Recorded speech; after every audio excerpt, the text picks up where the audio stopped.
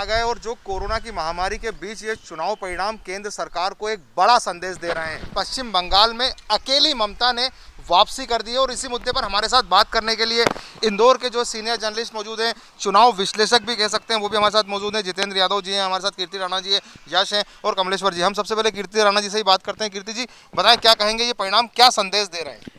देखिए, मुझे तो इस वक्त जो है वो गाना याद आ रहा है सदाबहार गीत की, सुन चंपा सुन तारा, कौन जीता कौन हारा। पश्चिम बंगाल के लिए जो माना जा रहा था कि यहाँ बीजेपी बहुत तेज़ी से परिवर्तन लाएगी, लेकिन मुझे अभी के जो रुझान आ रहे हैं, जैसा कि मैं देख रहा हूँ,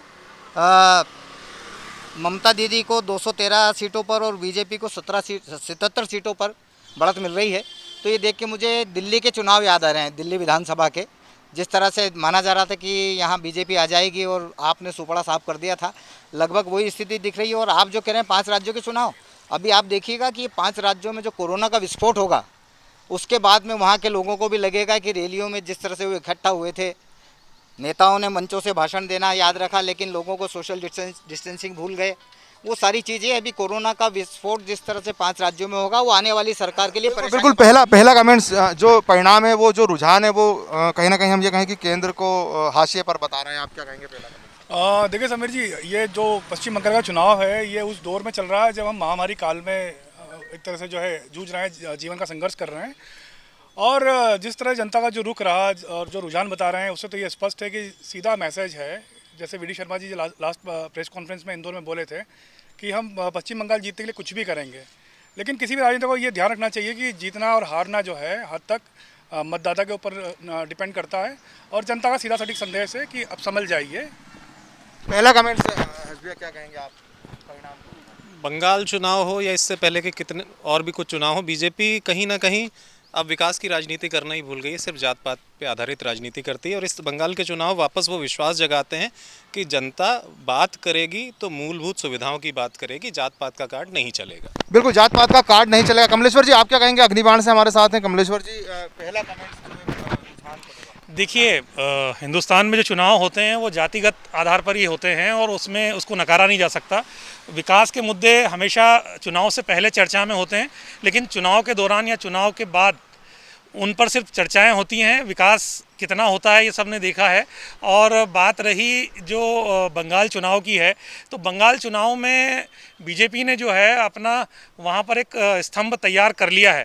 अगली बार जो है अब सीधी टक्कर बीजेपी की और तृणमूल कांग्रेस की या लेफ्ट है उनकी रहेगी। तो बीजेपी ने एक अच्छा स्टैंड वहाँ पर मिला है। 3 सीटों से अगर वो 77 पर पहुँच रहे हैं रुझानों के अनुसार, या 80 पहुँच रहे हैं या 70। ये मैं सवाल आपका रोक रहा हूँ, ये बोलना पड़ेगा क्योंकि अभी जब लोकसभा चुनाव हुआ था तो 14 सीटें बीजेपी ने। हाँ, ये बात सही है कि 18 सीटें जीती थी। केंद्र की बात आती है तो केंद्र में नेतृत्व को लेकर मोदी का नाम सबसे आगे रहा है और मोदी के नाम पर जो वोट मिला है उसमें बीजेपी को ज़बरदस्त समर्थन मिला है। और राज्यों में वो परिणाम निश्चित रूप से सभी जगह अलग आए थे, मध्य प्रदेश में, छत्तीसगढ़ में। बिल्कुल, इसका संबंध सीधे तौर पर इंदौर से है, पश्चिम बंगाल का खासकर, क्योंकि राष्ट्रीय महासचिव जो भारतीय जनता पार्टी के कैलाश विजयवर्गीय इंदौर से हैं। ये संभावना व्यक्त की जा रही थी कि हरियाणा जिताने के बाद कैलाश जी जो है पश्चिम बंगाल भी जिता देंगे। देखिए, कैलाश जी और रमेश मेंदुला की जोड़ी को ऐसे डिजास्टर मैनेजमेंट वाली जोड़ी माना जाता है कि उनको कहीं भी भेज दो वो रेत में भी कमल उगा देंगे। और ये पश्चिम बंगाल का चुनाव कैलाश जी के व्यक्तित्व का निर्धारण करने में महत्वपूर्ण होगा, क्योंकि ऐसा माना जा रहा था कि पश्चिम बंगाल में जीत गए तो हो सकता है कि मध्य प्रदेश में सत्ता परिवर्तन हो तो कैलाश जी को जिम्मेदारी मिल जाए। लेकिन अभी तक जो रुझान आ रहा है सामने, रुझानों पे मैं पूरी तरह विश्वास नहीं करता, लेकिन 217 और 77 बहुत बड़ा अंतर है। निश्चित रूप से जितनी भी वो सीटें जीतेंगे कैलाश जी के खाते में जाएंगी वो तो। बिल्कुल, जैसे इन्होंने कहा कैलाश जी के खाते में जाएगी, आप क्या कहेंगे? क्या ये बात बिल्कुल सही है कि पश्चिम बंगाल चुनाव जो है भारतीय जनता पार्टी के लिए नाक की लड़ाई थी और उन्होंने अपने भरसक प्रयास किए। हम तो देख ही रहे हैं कि मध्य प्रदेश या अन्य राज्यों के चीफ मिनिस्टर हों, तमाम राजनेता हों, और एक तरह पूरा केंद्र सरकार जो है पश्चिम बंगाल चुनाव में डटा हुआ था। लेकिन जो अब तक परिणाम सामने आए हैं, मुझे नहीं लगता है कि इतनी क्षमता जो है, इतनी ऊर्जा खर्च करने के बाद भारतीय जनता पार्टी जो है वहाँ बहुत अच्छा प्रदर्शन करने में सफल रही है। बिल्कुल, जिस तरह से जितनी ऊर्जा खर्चा की गई और जितनी रैलियां देश के प्रधानमंत्री और गृह मंत्री ने करी थी, उसके बाद भी परिणाम बंगाल की हम बात इसलिए कर रहे हैं क्योंकि तमिलनाडु और असम और दूसरी जगह तो जो है हम ये कहें कि छोटे राज्य हैं। समीर जी, ये वही चुनाव है जिसके प्रबंधन के लिए आपदा प्रबंधन को किनारे करके भाजपा ने पूरी ताकत झोंकी। शायद जनता को भी वो चुनावों के दौरान दिख गया था कि आपदा प्रबंधन पे ध्यान नहीं है, चुनाव प्रबंधन पे ज़्यादा ध्यान है। वरना भाजपा की अभी से 1 महीने पहले तक पश्चिम बंगाल में स्थिति ज़्यादा बेहतर थी। ये चुनाव के 1 हफ्ता 10 दिन में बहुत कुछ हवा बदली है। और दूसरी, व्यक्ति केंद्रित जो राजनीति, वो एक महिला को टारगेट करते हुए जो राजनीति थी, शायद जनता ने उसको भी नकारा है। बिल्कुल, आपने कहा उनको भी नकारा। कमलेश्वर जी, आप क्या कहेंगे? अब जो है कैलाश जी पर पूरा चुनाव था, तो जीतते तो सेहरा उनके सर बनता, हार रहे हैं तो उन्हीं के सिर बनता। नहीं, हम इंदौर में चर्चा कर रहे हैं इसलिए कैलाश जी की बात कर रहे हैं। वहाँ पर बीजेपी का पूरा हमला लगा था, पूरी बीजेपी का शीर्ष नेतृत्व है पूरी तरह लगा हुआ था। कैलाश जी निश्चित रूप से वहाँ पश्चिम बंगाल के प्रभारी थे, और प्रभारी होने के साथ में उन पर जवाबदारी इसलिए है कि हम मालवा अंचल या निमाड़ की बात कर रहे हैं, तो यहाँ कैलाश जी बहुत लंबे समय से सक्रिय नेता हैं, ज़मीनी स्तर के हैं, और उन्होंने कई बार ऐसी स्थितियों को पक्ष में किया है जो विपरीत हैं। तो पश्चिम बंगाल में भी यहाँ इंदौर की जो सोच थी वो ये मान रही थी कि वहाँ पर कुछ ऐसी अप्रत्याशित रिजल्ट दे पाएंगे वो, लेकिन पश्चिम बंगाल का जो मामला है वो निश्चित बहुत ही अलग आया, और वहाँ पर सभी ने ममता दीदी में विश्वास दिखाया है। तो जहाँ जनमत है वहाँ सब है, और इस चीज़ को मानना पड़ेगा। बिल्कुल, जिस तरह से हम ये कहें कि इस चुनाव में ममता बनर्जी पश्चिम बंगाल नहीं बल्कि देश के सामने हम ये इसलिए कह रहे हैं क्योंकि एक स्क्रिप्ट तैयार हो गई थी, मैं आपको बताना चाहूँगा। और वो स्क्रिप्ट तैयार करने वाला एक शख्स महाराष्ट्र का शेर जिसे कहा जाता है शरद पवार थे उस स्क्रिप्ट को लिखने वाले, और उन्होंने ये तैयारी कर ली थी। मैं बड़े कॉन्फिडेंस के साथ आपको ये बात बताना चाह रहा हूँ, उन्होंने तैयारी कर ली थी। तीसरे मोर्चे का नेतृत्व अगर पश्चिम बंगाल में ममता के नेतृत्व में सरकार बनती है टीएमसी की, तो देश के तीसरे मोर्चे का नेतृत्व ममता बनर्जी करेंगी। लेकिन ममता बनर्जी को भी शुभेंदु ने जो है कहीं ना कहीं वहाँ पर काफ़ी दिक्कतें दी है। आज सुबह तक ऐसा लग रहा था कि ममता बनर्जी शुभेंदु से हार जाएंगी, लेकिन अभी ताज़ा जो रुझान मिल रहा है उसमें करीब 1000 वोटों से ममता आगे चल रही हैं। देखिए, मैं आपको इसमें 2 बातें बताना चाहता हूँ। कल तक कोरोना की तैयारियों की विफलता को लेकर ही हम ट्वीट बड़े चले थे, और फेसबुक पे भी खूब चला था कि प्रधानमंत्री को ऑक्सीजन बढ़ाना थे, बेड बढ़ाना थे, बिस्तर बढ़ाना थे, दवाइयाँ बढ़ाना थी, लेकिन वो दाढ़ी बढ़ाने में लगे हुए थे।